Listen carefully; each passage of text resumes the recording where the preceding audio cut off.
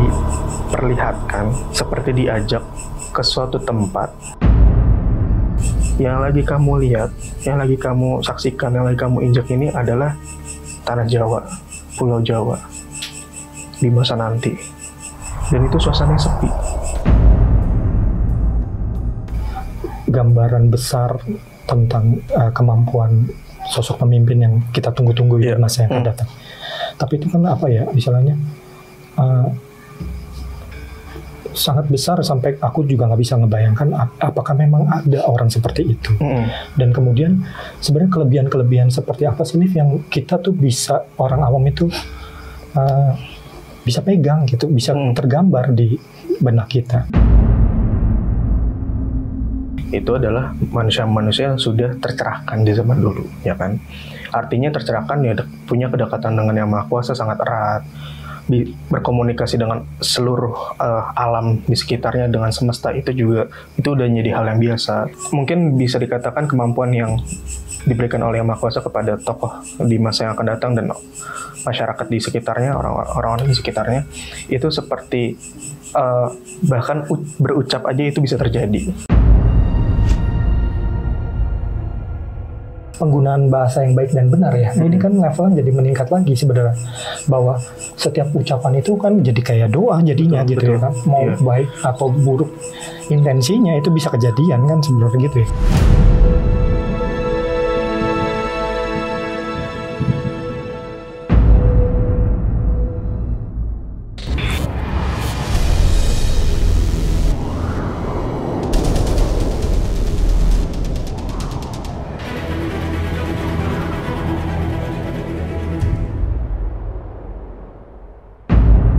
Assalamualaikum warahmatullahi wabarakatuh. Waalaikumsalam. Kembali lagi bersama kami di Time Travel. Rahayu dan salam sejahtera untuk kita semua. Nah, gimana Alif kabarnya? Alhamdulillah baik. Mas Anton gimana kabarnya? Baik kan? Kabar baik, tapi ya agak sedikit ini nih, suaranya agak serak dikit lah ya. Ya mudah-mudahan selalu diberikan kesehatan ya Mas. Amin. Sobat Time Travel gimana kabarnya? Semoga dimanapun kalian berada selalu diberikan kesehatan dan keselamatan oleh Yang Maha Kuasa. Amin ya Rabbal Alamin. Nah, Alif, Sobat Time Travel, di episode kita kali ini mungkin Sobat Time Travel dan Alif juga sering melihat lah ya di media massa atau di internet atau dimanapun juga itu banyak bermunculan berita-berita tentang ada momen penting di tahun yang akan datang, tahun 2024. Nah, Sobat Time Travel juga mungkin tahu bahwa ini adalah momen penting politik di tahun 2024, yaitu pemilihan umum untuk pemilihan presiden lah ya. Gitu. Nah, sebenarnya tuh dari berbagai macam referensi yang ada di dunia maya, di yang lain lah, itu banyak orang jadi kayak menaruh harapan lah. Banyak orang menaruh harapan tentang hadirnya sosok pemimpin yang mungkin banyak orang sebut sebagai Satrio Piningit atau juga Ratu Adil atau apapun lah sebutannya gitu. Nah, tapi beriringan dengan itu kita pun kan sebenarnya tahu ya bahwa permasalahan yang ada di lingkup nasional di negeri kita sendiri aja itu udah begitu besar lah gitu. Ada permasalahan tentang kesehatan, tentang kesejahteraan, sosial, terus kemudian ada politik juga, budaya, macam-macam lah gitu. Nah, belum lagi juga ada permasalahan yang internasional. Nah, kan dikatakan bahwa sosok pemimpin ini akan membawa Indonesia itu menjadi membawa ke masa-masa kejayaan bukan hanya Indonesia saja tapi juga di dunia gitu. Nah, kita kan bingung ya, kalau aku sebagai orang awam itu bingung. Jadi sebenarnya tuh siapa sih sosok pemimpin yang ditunggu-tunggu oleh banyak orang ini, yang diharapkan oleh banyak orang ini, dan sebenarnya kelebihan seperti apa sih yang bisa menyelesaikan segitu banyaknya permasalahan yang boleh dikatakan multidimensi dan kompleks gitu. Nah, menurut pandangan Alif gimana? Baik, bismillahirrahmanirrahim. Seperti biasa Sobat Time Travel, kalau Time Travel lagi syuting, kadangkala ada hal-hal yang tidak diinginkan terjadi. Bahkan sampai sebelum syuting ini dimulai ada hal-hal yang ya ternyata tak terduga lah, tidak sesuai bagian dari kecerobohan mungkin, atau pelajaran dan sebagainya. Intinya ada hikmah di balik itu untuk lebih baik di hari-hari esok gitu. Nah, berkaitan tentang hal-hal pelajaran itu juga mungkin ada keselarasan dengan yang lagi kita bahas sekarang nih. Syuting ini dilakukan di tahun 2023 akhir bulan Desember. Entah ini nanti tayang kapan, dan mungkin ditonton bisa sampai tahun kapan saya juga nggak tahu. Tapi kita di Indonesia sudah menyaksikan ada debat capres, ada debat cawapres di waktu-waktu sebelumnya di tahun 2023 ini. Mungkin nanti di 2024 ke depan juga ada debat beberapa jadwal-jadwal debat capres dan cawapres. Selain itu juga di tahun 2024 juga ada, ya tadi Mas Anton udah bilang pesta rakyat ya, dikatakan pesta rakyat itu pesta politik. Selain capres dan cawapres ada juga ya calon negara, ya legislatif yang lainnya gitu. Tapi ada hal yang unik di mana banyak orang seakan sudah menentukan siapa yang nanti akan menjadi pemimpin yang adil, pemimpin yang bijaksana dan lain sebagainya. Sampai-sampai banyak orang dari berbagai kalangan itu sudah mengkait-kaitkan dengan tokoh yang dinamakan Satrio Piningit, Ratu Adil. Mungkin dalam terminologi agama-agama juga ada nama-namanya yang semua mungkin udah pada tahu dari berbagai macam agama maupun tradisi budaya gitu. Nah, terus juga kan akhirnya orang bercerminnya dengan, katakanlah kalau di Indonesia dengan 3 calon pemimpin sebagai presiden. Ada paslon A, 1, 2, 3 gitu. Siapa nih? Udah menduga-duga kan kayak gitu. Kemudian sejujurnya juga ada beberapa kali teman-teman saya juga ada yang nanya gitu, teman atau bahkan keluarga, ada yang nanya pandangan tentang ini gimana ke depannya. Karena mungkin juga di sekeliling mereka juga banyak berseliweran berita itu ya. Siapa sih pandangan ahli-ahli spiritual gitu misalnya, atau orang-orang yang paham dari sisi politik udah jelas, atau dari sisi yang metafisikanya misalnya. Sampai ya saya juga ditanya gitu. Nah, kemudian bayangan orang mungkin 3 itu. Tapi akhirnya kan juga itu bagian dari pertanyaan saya sebagai warga negara Indonesia kan. Nah, pertanyaan saya itu juga sebagai warga negara iya, sebagai manusia di bumi juga iya gitu. Bagaimanapun juga saya kan belajar. Saya kan orang akademis juga, belajar gitu di university kan. Dari semua ilmu yang pernah saya pelajari, ujung-ujungnya mengacu kepada satu kondisi di mana ada satu sosok, satu tokoh yang seakan-akan menjadi bahasanya penyelamat bagi seluruh masyarakat, kalangan masyarakat. Terkait catatan kuno itu ya. Sampai mungkin kebanyakan orang berpikir semua permasalahan yang ada di negeri ini atau bahkan di seluruh dunia itu hanya satu tokoh ini yang bisa menyelesaikan. Jadi seakan-akan malah tokoh ini yang menyelesaikan, tapi bukan bersama-sama gitu. Jadi one man show ya kayak gitu bahasanya, seperti one man show. Akhirnya saya kan coba untuk berdoa.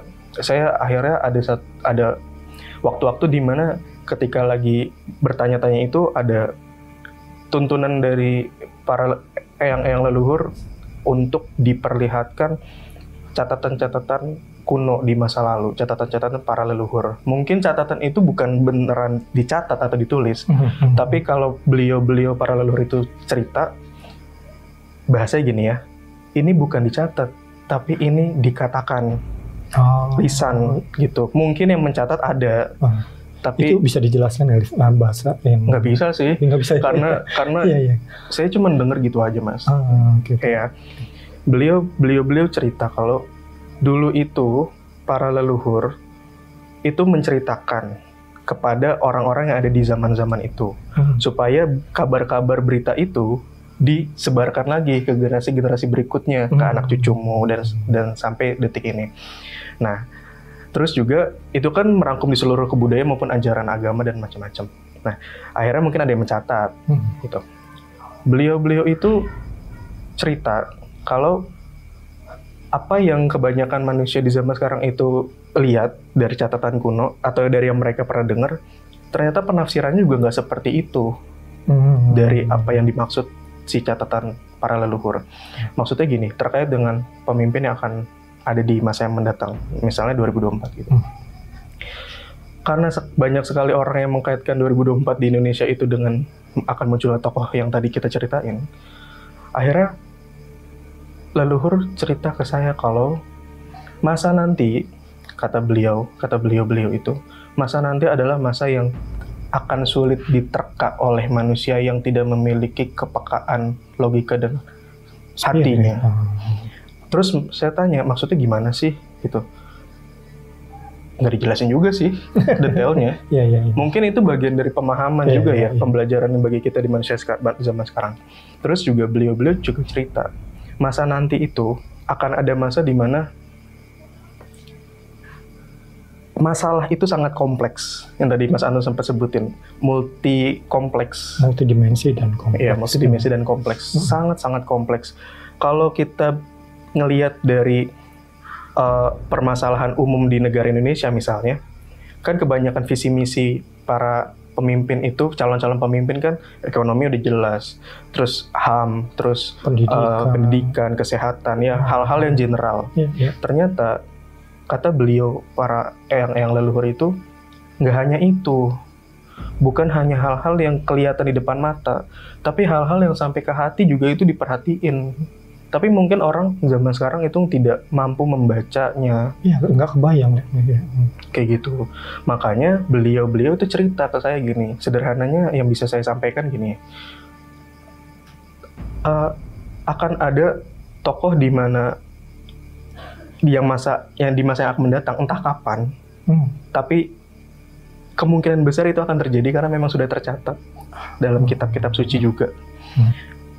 Tokoh ini juga bukan memperkenalkan dirinya juga bahasanya, bukan seperti yang ini saya gitu. Kata beliau sih gitu ya. Tapi ada satu kondisi di mana tokoh tersebut yang seakan-akan ada situasi dan kondisinya itu mendorong, seperti ada dorongan yang mendesak, akhirnya mau nggak mau menjadi satu struktur yang besar gitu. Saya juga kurang paham sih sebetulnya. Lagi-lagi bahasanya para leluhur itu sulit dicerna sebetulnya. Bahkan kadang-kadang saya sampai pusing denger itu. Karena kan kalau saya dengerin sendiri, saya oke lah bisa cukup paham. Tapi kalau disampaikan lagi agak sulit, Mas. Gitu. Jadi mohon maaf ya kalau agak kurang. Terus gini, beliau itu cerita tentang hal yang akan terjadi itu tidak seperti yang orang bayangkan.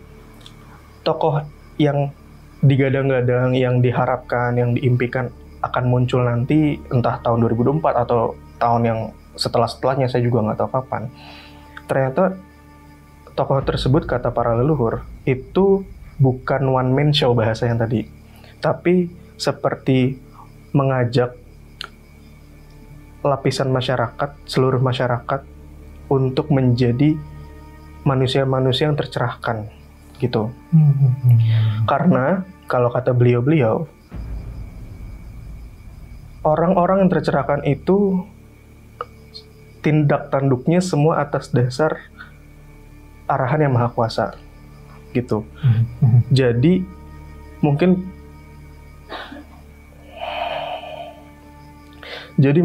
perspektif orang zaman sekarang mikirnya akan ada tokoh yang one man show menyelamatkan seluruh dunia dengan satu segini tangan ibaratnya gitu kan. Ternyata kata beliau juga tidak seperti yang dibayangkan gitu. Intinya bagaimana tokoh tersebut nanti akan ada kondisi yang sangat, saya dikasih lihat gambaran itu menyedihkan sebetulnya. Saya seakan-akan nggak sanggup untuk melihat ke masa-masa itu. Karena nggak ada yang menyenangkan, Mas. Nah, terus juga akhirnya dengan kondisi seperti itu, mau nggak mau harus ada, mungkin bahasanya seperti pemimpin lah ya. Kata para leluhur, orang yang bisa memimpin adalah orang yang sudah mencapai tingkat cakrawala yang sepenuhnya gitu. Orang ini harus bisa istilahnya menyelesaikan segala urusan, tapi juga tidak seperti yang orang bayangkan yang harus one man show juga. Karena itu mengajak masyarakat untuk bisa sama-sama gitu.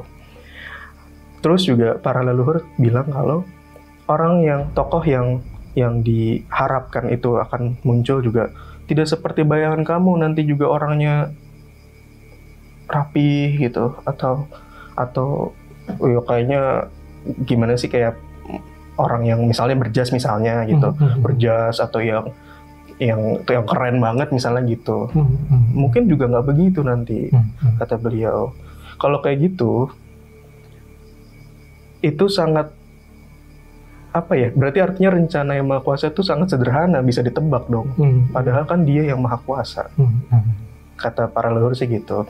Terus juga para leluhur juga cerita kalau di masa nanti mendatang itu, dengan adanya satu tokoh yang memang sudah dicatatkan dalam naskah-naskah, dalam kitab-kitab kuno di masa lalu, kitab-kitab suci di masa lalu, ya memang ada tokoh yang ibaratnya beliau ini bisa menjangkau seluruh tempat, bisa melihat seluruh apa ya bahasanya, seluruh situasi dalam istilahnya, dalam kesadaran penuhnya itu bisa tahu segala kondisi yang ada di, bukan hanya di sekitarnya, tapi mungkin satu bumi, bahkan mungkin lebih jauh lagi. Gitu ya, beliau cerita begitu. Jadi artinya sangat wajar kalau misalnya tokoh tersebut ya memang harus seseorang yang punya kedekatan dengan Yang Maha Kuasa gitu. Nggak mungkin hanya sebatas lip service, nggak mungkin hanya sebatas gagasan pencitraan gitu, nggak mungkin. Iya, kasarnya pencitraan. Nggak mungkin hanya sebatas gagasan belaka atau ide-ide atau visi misi yang bisa didebatkan. Misalnya kayak di ketika ada capres dan cawapres misalnya gitu. Ya bisa nggak gitu, karena bukan hanya di Indonesia. Iya betul, jadi berkah dunia. Tapi tokoh tersebut akan mendorong ya seluruh lapisan masyarakat di mungkin satu bumi gitu. Iya. Bahkan ada kalanya beliau, para leluhur itu cerita kalau, dan gak hanya peradaban manusia yang akan ikut, tapi seluruh, ibaratnya bahasanya seluruh makhluk Tuhan yang ada di sini, atau mungkin yang di tempat di luar bumi juga begitu. Itu kan bagi kita di luar nalar ya. Iya. Tapi ternyata kalau kita mau untuk membuka mata logika dan hati, itu semua udah ada catatannya. Baik raja-raja di Nusantara, pernah ada misalnya Jongko Joyoboyo atau yang lainnya, atau kitab-kitab kuno di berbagai kebudayaan, bahkan kitab suci juga sebetulnya kan itu ada. Tapi kalau kata para leluhur, sayangnya kebanyakan orang di zaman sekarang itu tidak punya kepekaan di hatinya, gitu. Jadi pembacaannya sesederhana tekstual teks aja. Biasa aja ya gitu. Padahal Yang Maha Kuasa menurunkan, bahasa saya itu menurunkan wahyunya dengan kalimat-kalimat yang membumi melalui para utusannya, melalui para leluhur-leluhur suci. Itu kan semua bahasa majasi, Mas. Gitu, bahasa majasi yang harus dicerna dengan hati yang terbuka, logika yang terbuka juga. Ada pembaca mendalam lah ya. Ya, kayak gitu. Nah, Alif, dari yang Alif udah ceritakan tadi, itu kan sebenarnya kan jadi kayak gambaran besar tentang kemampuan sosok pemimpin yang kita tunggu-tunggu di masa yang akan datang. Tapi itu kan apa ya, misalnya sangat besar sampai aku juga nggak bisa ngebayangkan apakah memang ada orang seperti itu. Dan kemudian sebenarnya kelebihan-kelebihan seperti apa sih, Liv, yang kita tuh bisa, orang awam itu bisa pegang gitu, bisa tergambar di benak kita. Coba bayang. Kalau saya bertanya juga dan saya dikasih lihat sama para yang leluhur itu, kata beliau gini, orang-orang kayak gitu, orang seperti itu ada. Kenapa ada? Karena di masa lalu peradaban manusia itu sudah ada. Kan kita sering cerita peradaban manusia di masa yang sangat jauh zaman dulu, itu adalah manusia-manusia yang sudah tercerahkan di zaman dulu, ya kan? Artinya tercerahkan ya punya kedekatan dengan Yang Maha Kuasa sangat erat, berkomunikasi dengan seluruh alam di sekitarnya, dengan semesta, itu udah jadi hal yang biasa. Jadi bagi orang di zaman sekarang, hal-hal zaman dulu adalah ya bahasanya, oh dulu zaman dulu tuh fairy tale banget. Iya, legenda sakti-saktian gitu. Betul. Tapi itu memang terjadi. Bahkan di kitab-kitab juga banyak diceritakan. Apa mau ngebantah kan nggak mungkin. Karena memang itu perkataan dari Tuhan kan gitu. Nah, begitu pula di masa yang akan datang. Beliau bercerita kalau zaman dulu aja ada, nanti di zaman nanti pun akan kembali lagi seperti zaman dulu. Nah, tapi sebelum mencapai titik itu, kalau kata para eyang leluhur, akan ada satu masa di mana seperti adanya transisi kehidupan. Saya juga nggak paham maksudnya apa. Tapi kalau dari saya pribadi melihat fenomena yang ada di lingkungan sekitar atau di Pulau Jawa atau di Indonesia, bahkan di seluruh dunia melalui banyak berita, dari sisi terlepas dari sisi politik lah ya, tapi sadar atau tidak sadar, dari sisi fenomena alam itu sangat jelas mas terjadi. Kalau ada terjadinya geliat-geliat di alam, artinya kan akan ada pola-pola berikutnya yang mungkin lebih besar. Ada fase-fase di kemudian waktu. Peningkatan volume dan sebagainya, frekuensi yang lebih padat dan macam-macam. Baik gempa, gunung, macam-macam ya kan. Apalagi beberapa waktu yang lalu ada beberapa berita tentang gunung yang erupsi di Indonesia betul. Gitu. Terus juga kalau kata para eyang leluhur, artinya kalau ada aktivitas dari alam, ada aktivitas alam itu yang semakin terlihat, menggeliat, pasti akan ada satu kondisi di mana menjadi titik klimaksnya. Tapi kan kita nggak bisa, bahasanya kita tidak bisa memastikan kapan waktu persisnya, ya kan? Mungkin para leluhur masa lalu itu sudah menceritakan dan dicatat. Oh, ya nanti ada masa ini, nanti ada air naik, ada pulau terbelah, ada macam-macam bencana-bencana itu. Mungkin menurut asumsi saya pribadi dari mendengar cerita para leluhur, apa mungkin itu transisi? Kalau saya nanya gitu juga beliau juga nggak jawab detail. Intinya kalau kata beliau, ya jaga diri, jaga keluarga aja gitu. Selalu ingat kepada Tuhan, kepada Yang Maha Kuasa gitu. Dengan caramu masing-masing. Dengan caramu masing-masing kalau kata beliau. Nah, terus berkaitan sama pertanyaan Mas Anton yang tadi kan, gimana sih kemampuan seperti apa orang kelebihan itu. Nah, bagian dari fase-fase di perjalanan yang akan datang itu nanti akan muncul masa di mana terbukanya kembali pengetahuan, ilmu, spiritual dan sebagainya yang dulu ada di peradaban manusia nanti kembali dibuka. Tapi tidak semudah itu jalannya. Ya, tentunya dengan fase-fase yang berat, yang rumit. Akan kalau kata beliau itu yang cerita saya juga diperlihatkan. Akan ada banyak air mata, akan ada banyak rintangan gitu. Berat lah pokoknya. Kemarin aja kita ngelewatin COVID itu berat. Ya kan, semua aspek terpukul, banyak orang yang wafat ya.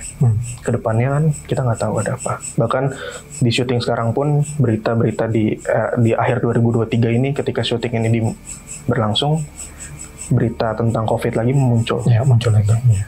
Terlepas dari berbagai macam teori konspirasi dan macam-macam ya, tapi itu terjadi. Gimana nanti ke depan? Menyedihkan. Saya sebenarnya nggak sanggup cerita kayak gini mas, karena saya juga punya orang tua, saya juga punya keluarga nanti kan, sedih. Nah, terus juga beliau bercerita di masa lalu itu pernah ada masa-masa yang tercerahkan, nanti juga ada masa tercerahkan. Orang-orang yang tercerahkan itu mereka lebih tepatnya diberi amanah, mungkin bahasanya kemampuan yang orang bilang itu seperti kesaktian, ilmu spiritualnya, cakrawala terbuka luas dan sebagainya, nanti jadi bahasanya tuh kayak seperti ya superhuman gitu. Superhuman yang kalau mungkin kalau bahasa animenya seperti Sensei ya. Ya, Dragon Ball ya. Atau seperti Avatar Aang gitu. Avatar yang bisa memanipulasi alam, bisa mengendalikan alam gitu. Kan bagi kita ya, bahkan bagi saya kadangkala sejujurnya itu hal yang maaf ya, yang gak mungkin lah. Lagi-lagi kalau beliau bercerita, buka hati, buka pikiran, coba deh jujur sama diri sendiri, jujur sama apa yang udah ada di kitab-kitab. Itu semua ada, tapi bagi orang-orang yang berpikir gitu dan beriman, karena itu semua bahasanya majas ya. Iya betul. Jadi kalau beliau juga bercerita, orang-orang yang seperti itu atau bahkan tokoh yang digadang-gadang yang diharapkan itu muncul, beliau dan orang-orang yang terbawa oleh tokoh tersebut itu memiliki kedekatan dengan Tuhannya dan seperti diberikan kemampuan-kemampuan itu. Jadi ya seperti ya lagi-lagi superhuman itu. Kayak gitu. Karena bukan untuk jago-jagoan ya, tapi ke depan rintangannya berat kalau kata para leluhur. Artinya manusia itu juga harus menyeimbangkan gitu, menyeimbangkan kondisi yang akan terjadi di masa yang akan datang. Gitu. Sebetulnya saya pusing cerita kayak gini. Gitu. Dan memang jadi seperti tidak dibayangkan ya, karena bisa dibayangkan. Iya, karena orang kan berharapnya ada satu tokoh pemimpin yang akan menyelesaikan seluruh permasalahan di dunia gitu. Dan juga ternyata dari yang Alif cerita itu bahwa mungkin ya salah satu pembacaannya adalah kembalinya nilai-nilai leluhur di masa lalu itu di masa sekarang. Iya, bagian dari orang-orang yang tercerahkan kalau kata beliau, kembalinya nilai-nilai leluhur, nilai-nilai leluhur tersebut. Nilai leluhur banyak lah, betul. Sampai gini, kalau kata beliau gini, salah satu mungkin bisa dikatakan kemampuan yang diberikan oleh Yang Maha Kuasa kepada tokoh di masa yang akan datang dan masyarakat di sekitarnya, orang-orang di sekitarnya, itu seperti bahkan berucap aja itu bisa terjadi. Gitu. Okay. Itu kan dulu pernah terjadi sama tokoh-tokoh yang masa lalu. Iya, ada di tradisi Jawa lah itu. Maka dari itu sudah cukup lama, bahkan di time travel itu suka dikasih pesan sama para eyang-eyang leluhur kalau kita harus jaga lisan, bertutur kata yang baik. Kita punya etika, kita punya tata krama, kita punya norma-norma baik agama, sosial, hukum dan macam-macam lah. Karena bahasa Jawanya tuh ketika orang-orang yang tercerahkan itu berucap, maka akan terjadi ya seperti ada istilah filosofi Jawa tuh kalau nggak salah ya, sabdo pandito ratu gitu. Sabdanya atau ucapannya itu menjadi hukum. Ketetapan alam bahasanya. Ketika udah dikeluarkan oleh orang tersebut, maka itu nggak bisa ditarik lagi. Jadi seperti mungkin ya, seperti sambaran petir gitu, kayak listrik yang berjalan itu udah nggak bisa ditarik lagi kan. Artinya itu serem gitu. Nah, bicara tentang hal ini ada satu contoh mungkin bisa saya sharing dikit ya. Jadi saya pernah dengar ada cerita dari satu kawan saya. Nah, kawan saya ini punya teman yang punya tetangga gitu. Jadi ceritanya beruntutan gitu ya. Nah, si teman ini punya tetangga. Kalau menurut kawan saya, si orang ini kelihatannya memang punya kemampuan spirit ya. Mungkin dia ini suka laku tapa, suka mungkin ada puasanya, mungkin intinya kedekatan dengan Yang Maha Kuasa itu bagus lah gitu. Mungkin setelah itu ada hal-hal yang di luar akal manusia di zaman sekarang bisa terjadi. Ada satu kisah ketika si orang ini lagi ngeliatin tetangganya itu naik pohon, saya lupa itu waktu itu pohon mangga atau pohon rambutan yang diceritain, saya lupa. Nah, kalau nggak salah yang saya dengar, itulah abis hujan. Terus si orang ini ngomong ke tetangga itu, awas hati-hati, pohonnya licin, nanti jatuh. Nggak lama kemudian orangnya jatuh, tetangganya jatuh. Gitu, tuh kan, untung pendek pohonnya kayak gitu. Nah, dari situ akhirnya saya mikir, apa mungkin yang selama ini para yang leluhur ceritakan tuh nanti akan begitu, bahkan mungkin lebih dahsyat gitu. Itu aja cuman ngomong, awas jatuh, kejadian jatuh. Mungkin di antara sobat time travel mungkin semakin lama beberapa orang di antara kalian mungkin ada yang ngerasain kok saya ngucap gini kok bisa kejadian kayak kebetulan ya, gitu. Iya. Kok gini kebetulan kejadian ya.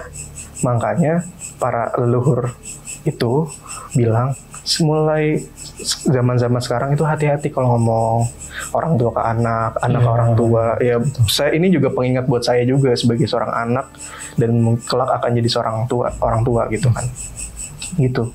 Karena nanti ucapan itu jadi senjata, ucapan itu jadi hukum, ucapan itu jadi listrik yang udah ketika lepas nggak bisa ditarik lagi gitu. Iya. Misalnya ngomong, awas, jangan nyebrang nanti, maaf ya, ketabrak gitu. Kejadian, macem-macem gitu. Iya. Intinya seperti itu. Jadi kalau kata para beliau-beliau, para leluhur itu orang-orang nanti yang tercerahkan di masa mendatang itu jadi seperti ya superhuman. Udah kita di zaman sekarang nggak bisa ngebayangin lah ke depan seperti apa kondisinya itu. Ini dari salah satu contoh yang Alif ceritakan aja terkait Sabdo Pandito Ratu, itu mungkin jadi kayak level yang lebih bertingkat lagi dari episode kita yang kemarin ya. Oh bahkan, sorry mas, ada yang kelupaan. Bahkan kata beliau, para leluhur itu bilang, di masa dulu kita sering baca cerita-cerita atau dengar cerita, contohnya wayang, Mahabharata dan sebagainya, atau di kitab-kitab kuno dan kitab suci ada orang-orang yang sakti-sakti zaman dulu. Di masa yang mendatang, kalau kata beliau, itu lebih daripada yang dulu kemampuannya. Wayang aja kita udah nggak bisa kebayang ya. Apa terbayang? Itunya apa ya, kesaktiannya lah, itu nggak terbayang. Para utusan Tuhan juga udah sakti-sakti semua. Iya. Tapi masa mendatang kalau kata beliau-beliau lebih dari masa lalu kemampuannya. Iya. Karena kondisinya berat. Itu sih. Iya, dari yang tadi Alif ceritakan terkait dengan Sabdo Pandito Ratu, itu jadi kayak level yang orang tuh bisa mengkaitkan dengan penggunaan kalau kemarin kan penggunaan bahasa yang baik dan benar ya. Ini kan levelnya jadi meningkat lagi sebenarnya, bahwa setiap ucapan itu kan jadi kayak doa jadinya, betul. Kan mau baik atau buruk intensinya itu bisa kejadian kan sebenarnya gitu ya kan. Maka dari itu mungkin saya bisa kutip satu dari perkataan baginda Nabi Muhammad SAW dalam salah satu hadis, kalau saya tidak salah, beliau dulu pernah mengatakan, berkatalah yang baik atau diam gitu. Iya betul. Itu maknanya dalam kan? Sangat dalam terkait dengan apa yang Sabdo Pandito Ratu mungkin juga bagian dari itu. Iya. Gitu. Nah, mungkin bicara tentang superhuman yang akan terjadi di masa yang akan datang, itu sebetulnya akan banyak cerita ya, penjabaran akar-akar dan sebagainya. Menarik banget. Tapi berhubung dengan waktu yang terbatas, di satu episode kayaknya nggak akan cukup. Mungkin insya Allah kita akan episode bahas yang tentang lain itu di episode mendatang. Gitu, terkait dengan kelebihan-kelebihan lah ya, orang-orang di masa yang akan datang. Iya, betul. Nah, ada lagi nggak yang Alif mau sampaikan? Atau cukup aja sampai di sini? Ada terakhir di episode kali ini. Saya banyak bertanya, saya banyak memohon petunjuk, sampai ketika saya diceritakan tentang tulisan-tulisan kuno itu dari para leluhur, saya terbawa entah bagaimana dengan situasi dan kondisi. Saya nggak tahu itu apa gitu kan, karena kejadiannya nggak cuma sekali mas, saya dikasih lihat itu. Bukan berarti saya orang yang gimana ya, enggak, saya juga nggak tahu. Tiba-tiba itu terjadi. Saya itu diperlihatkan seperti diajak ke suatu tempat yang saya lihat itu kayak cuman hamparan luas banget mas, agak berpasir. Saya ngeliat pohon itu sangat jarang berada di sana, ada cuman beberapa aja, dan itu jaraknya cukup jauh dari tempat saya berdiri. Dan pohonnya juga bukan pohon-pohon besar kayak zaman sekarang atau kayak di hutan, enggak. Suasananya tuh keadaan waktu itu siang, udaranya juga sejuk, lebih ke arah dingin. Terus matahari juga terang tapi nggak gigit gitu. Nggak terik. Sekarang kan panas gigit, tapi pada waktu itu nggak. Terus saya juga nggak berani kemana-mana karena ada arahan, ada perintah kalau kamu diem di sini aja gitu bahasanya. Tuh. Terus ada yang menginformasikan, yaitu beliau para leluhur bilang kalau yang lagi kamu lihat, yang lagi kamu saksikan, yang lagi kamu injak ini adalah tanah Jawa, Pulau Jawa di masa nanti. Dan itu suasananya sepi. Nggak ketemu orang sama sekali. Saya nggak ketemu orang, terus otomatis kan saya langsung mikir, orang tua saya di mana ya? Gitu.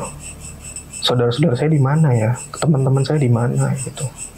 Bahkan kucing peliharaan saya di mana?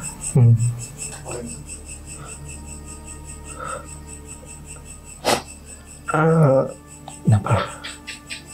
Sedih mas. Saya nggak ketemu siapa-siapa gitu. Sorry kalau nangis. Sumpah demi Allah saya.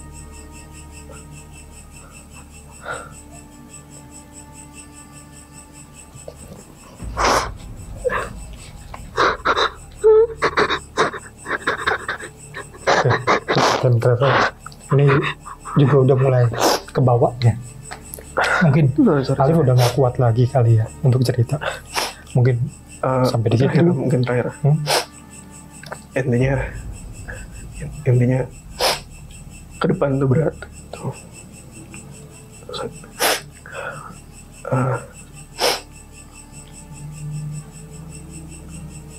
Ke depan berat.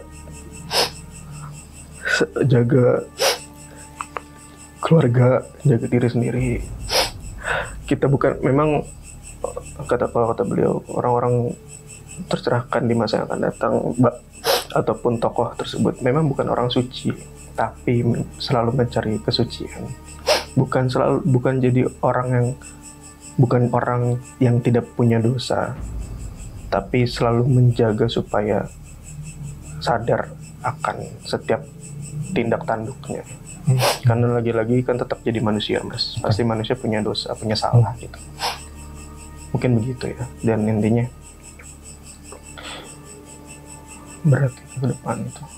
Bayangin gimana nggak bisa ngeliat orang tua lagi itu, atau yang udah punya keluarga gimana nggak bisa ngeliat keluarganya gitu. Atau bahkan saya juga nggak tahu apakah saya juga masih hidup atau enggak nanti. Tapi ngeliat kayak gitu juga saya gitu aja sih mas. Oke, Sobat Time Travel, sekian dulu dari apa yang kita bisa sampaikan di episode kita kali ini. Semoga kalian suka dengan episode kita kali ini. Tetap like, share, comment, and subscribe untuk selalu terhubung dengan video-video kita yang terbaru. Sampai kita bertemu di penelusuran selanjutnya. Wassalamualaikum warahmatullahi wabarakatuh.